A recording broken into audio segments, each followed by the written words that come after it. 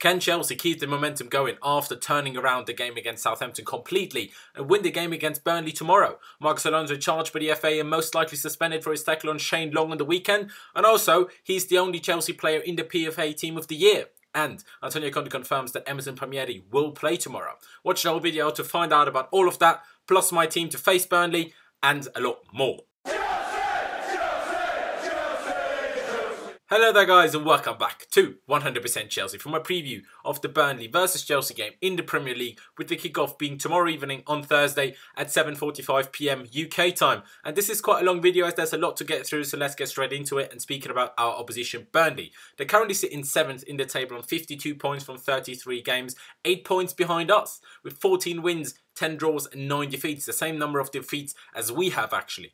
They only scored 33 goals, which is like a third of what City have scored and about half of Arsenal goals, who are just 2 points above Burnley. But they've only conceded 29 goals, which is the third least amount in the entire league. Only Man City and Man United have conceded fewer. Compared to their 29 goals, we've conceded 33. So yes, Burnley with Sean Dyche are doing an incredible job to be where they are, and honestly, I think you can't praise them enough really. And also, they've won every single one of their last 5 games. Fair enough, not the most difficult of opponents, but they smacked West Ham 3-0. Who we only got a draw against, not too long ago. But before those 5 wins, their form wasn't anywhere near as good. Some decent draws, some very good draws, especially the 1-1 against Man City. But until March 3rd, and the first of their 5 wins now, the last game they actually won was back on December 12th when they beat Stoke 1-0. So there was a long period of time where they couldn't win a game. But still, like I said, recently their form has been very, very good. And obviously, they also beat us 3-2 at the Bridge on the first day of the season when Gary Cahill got sent off very early on. We went 3-0 down before Alvaro Morata and David Luiz clawed it back to 3-2. Before we actually almost got an equaliser as well, but like I said, we lost the game 3-2. Burnley's strong point is obviously their defence, but also Chris Wood with 9 goals and especially Ashley Barnes with 7 goals, but generally playing very well. Even though I hate him for that leg break on Matic a few years ago, those two are doing incredibly well up front, and just the whole team is it's just a very good team. It's a great unit, and they're just a good team. They're not Liverpool to watch, like they're really not, but they're just a very good team. And to be 7th for, when you're Burnley with the financial status they are compared to a lot of other teams in the league, it's just an incredible job they're doing. And especially at home, Burnley are very, very difficult to beat, so it will be very hard tomorrow to get the 3 points. But now getting to Antonio Conte's pre-match press conference, and this time it was actually a very interesting one, and there was a lot of things said that are actually, worth talking about. Starting it off with Conte speaking about Alonso being charged by the FA for kicking and stepping on Shane Long's leg. Conte said that the situation is very clear. He was charged. We have until tonight to respond to the charge, but Conte didn't want to comment further on it now, and he just wants to wait and see what will happen. See, I think he will be suspended, but I don't believe that he intentionally stepped on Shane Long's leg. I think he tried to get his body between the ball and Long, but he obviously did connect with Shane Long's leg quite badly. So just because he didn't intend to hurt him or didn't even intend to hit him at all, doesn't mean it's not a red card. Maybe the ban will only be 2 games as it wasn't intentional, but I expect him to be suspended nonetheless. Marcos Alonso was also voted into the PFA Team of the Year, and Conte said he's very happy for him, but followed that straight up with saying that in the last game against Southampton, Alonso played very badly. I mean, I think we can all agree that Alonso, until that cross for Giroud's first goal, was very poor, but for Conte to say that, straight up, fair enough, I quite like it. But for him to be in the Team of the Year, I find it not strange, but Alonso hasn't been great. He scored goals and had very good games, but I don't think overall he's been that good. But I can still see how and why he would be voted the best left back, simply because no one else was any good in that position, this season really, except maybe Ashley Young from Man United, who probably had a shout for that spot as well, because every other top team just chopped and changed with injuries and just changing in that position. So I think it's understandable that Alonso is in there, but I'm extremely annoyed that N'Golo Kante is not in there.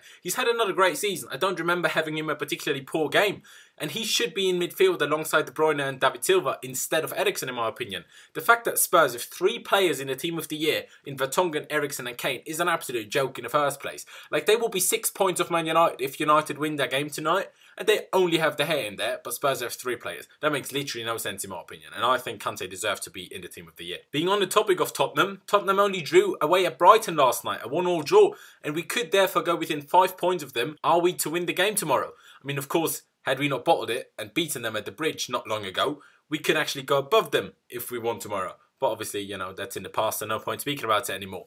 Conte was then asked whether top 4 is still a possibility, and he said, if you're being realistic, it's very tough to make up 8 points, in 5 games, or even 5 points, in 4 games.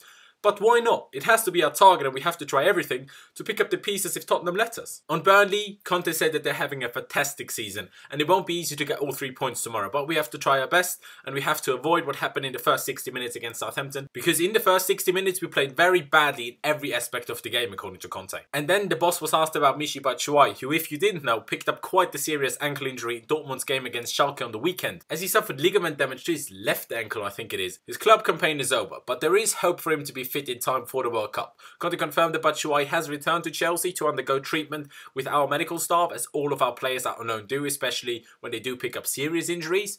The boss said that he has no idea whether Michy will make the World Cup, but he really does hope he will. He's a young and very strong player, so let's hope he can recover quickly. And the same goes for me. I really do hope that he makes the World Cup. He probably wouldn't be a starter anyway, especially with Lukaku starting ahead of him, but I just wish, I just really hope that he can make it, and I just wish him the speediest recovery possible. Then Conte was asked about playing on Thursday with the semi-final against Southampton being played on Sunday, of course, and Conte said it's not great to only have 2.5 days to recover, but Southampton are in the same exact situation as they have to play tomorrow as well, so you can't really complain because we both have the exact same amount of rest.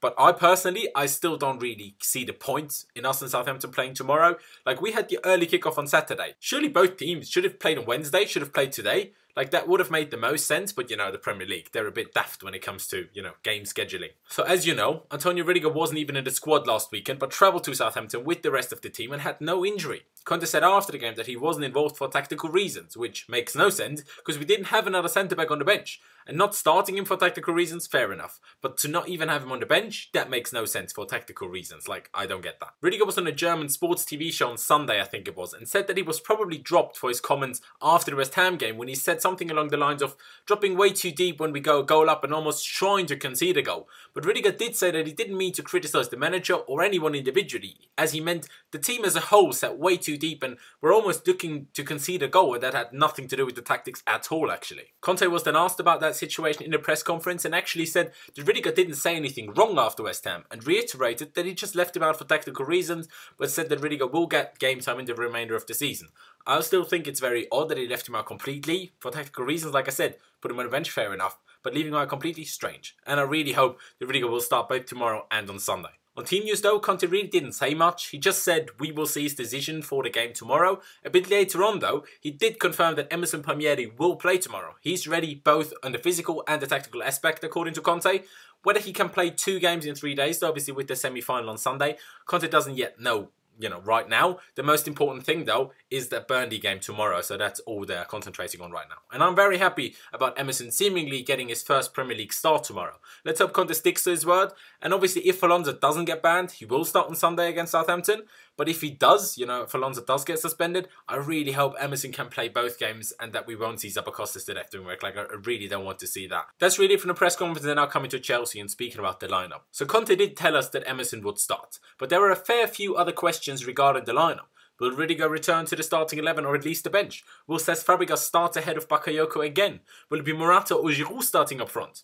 And the biggest question, after seeing how well the 4-2-4 or 4-2-3-1 or 4-4-1-1 or whatever you want to call it, how well it worked, the 4 at the back anyway, worked against Southampton when we did revert to it in the second half, will Conte do the almost unthinkable and start with a 4 at the back formation? See, I'm not sure. To be honest, I doubt it very much, but there is a small chance, I suppose. You know my thoughts on it. Rüdiger has to be back in the team. I would like to see Bakayoko start off as Fabregas. I've been saying that for a few games now. He gives us more power in midfield, especially against a strong side physically like Burnley. I think that wouldn't be bad at all. I would still go with Alvaro Morata up front and bring on Giroud again if we need him. He's one of the best impact sub-strikers out there. But you don't get many better than him at that. And starting him very rarely works out too well, so I still think Morata should play. And also I just think that Morata just needs to play to build his confidence more and more by playing and hopefully scoring goals. Again, I've said this before as well, I would go for a 4-3-3, but that won't happen. I would, say 4-3-3 with Azpilicueta at right back, Rüdiger and Christensen as the centre backs, Emerson at left back, Conte, Bakayoko and Fabregas in midfield, and the same front 3 of Hazard, Willian and Morata. Or in a 4-2-4 as Conte calls it, just Hudson or Doyle instead of Fabregas on the left wing with Hazard next to Morata in the middle and Willian on the right. But sticking to the 3-4-3, which still is the most likely formation that Conte will go for, I would go with Thibaut Courtois in goal, Cesar Azpilicueta, Andreas Christensen, and like I said, Antonio Rüdiger as the third centre-back. Then still, Dujon Sterling as the right wing-back. I don't think either of Moses or Zappacosta deserve to play. Emerson Palmieri as the left wing-back, and N'Golo Kante and Bakayoko as the 2 centre midfielders, and still the same front 3 in Eden Hazard, Willian, and Alvaro Morata. What exactly Conte will pick though, I have absolutely zero idea. We'll just have to wait and see. Now if we go for the back and I'll run it, I think we could very well get the win at Burnley. Like I could very much imagine that. But with a 3-4-3, honestly guys, I don't see much more than a draw. So my score prediction will be a 1-1 draw. I'd be, more than happy if we were to get the win. I'd be very devastated if we were to lose. But a draw really wouldn't surprise me, so that's what I'm going to go for. And I was going to mention the gap to Tottenham and maybe get in top 4, but come on. We still have to play Liverpool at home and Newcastle away.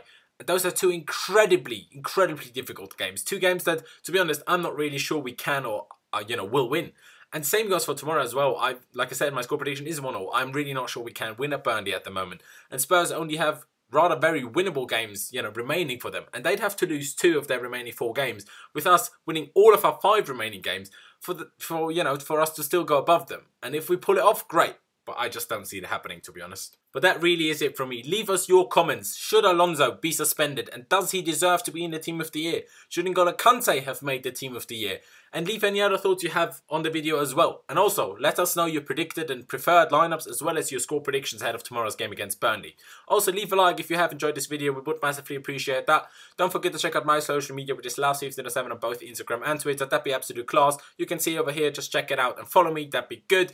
And of course, don't forget to subscribe to 100% Chelsea if you haven't already. We would massively appreciate that. And also, don't forget to click that notification bell button, because if you don't, even though you're subscribed, you won't, know about hardly any of our videos, because that's just how YouTube works at the moment. So if you could click that and choose to be notified about every single upload, that would be greatly appreciated. Thank you guys for watching. Up the Chelsea, and I'll see you next time.